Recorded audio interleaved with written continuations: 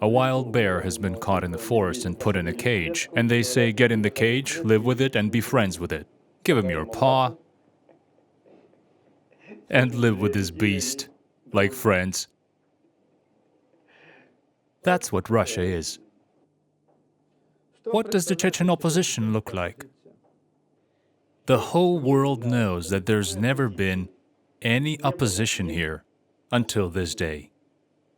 Opposition must have a radical program, its socio-political structure registered, its activity must be recognized, accepted in legal terms, recognized in its structure, in its approaches.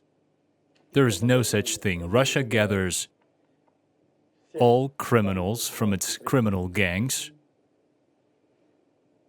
gives them the nickname oppositionists, arms them to the teeth, pays them huge money, uses for this reason innumerable means. A normal person cannot even imagine these means. Tanks, BTRs, planes, grads, smerches, uragans, criminals who are being trained outside of the Republic on the Russian territory at special bases. Russian military experts, Russian special forces, and to make a mixture, several, criminals of the Chechen nationality, and all of it, all the salad is called opposition. Opposition the Russian way, which is in essence Russism.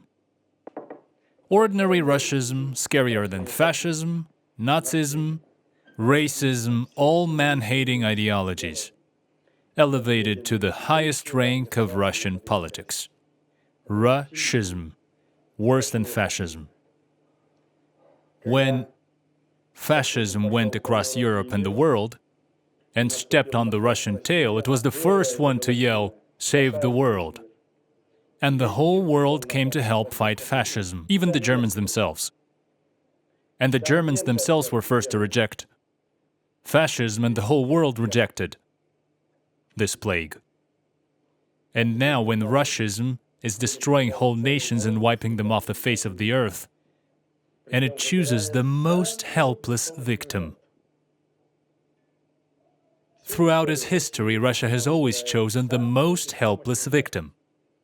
For complete physical destruction and realistic intimidation of the world. You see how strong and mighty we are, what we're capable of, how treacherous and evil we are, how predatory. Nagorno-Karabakh, they isolated it and destroyed this formation completely. Then they went further. They isolated Abkhazia from Caucasus, from Georgia, and destroyed its whole potential.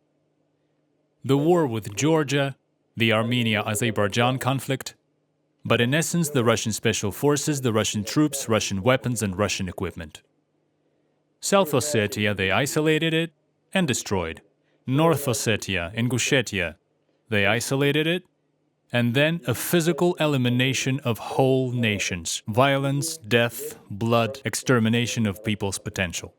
In difficult moments throughout the country's history, the Russian government has always retreated to signing agreements which it has never respected, will never respect, and doesn't even think about it. As soon as it gets stronger, once again it starts to isolate the weakest and then begins to terrorize him.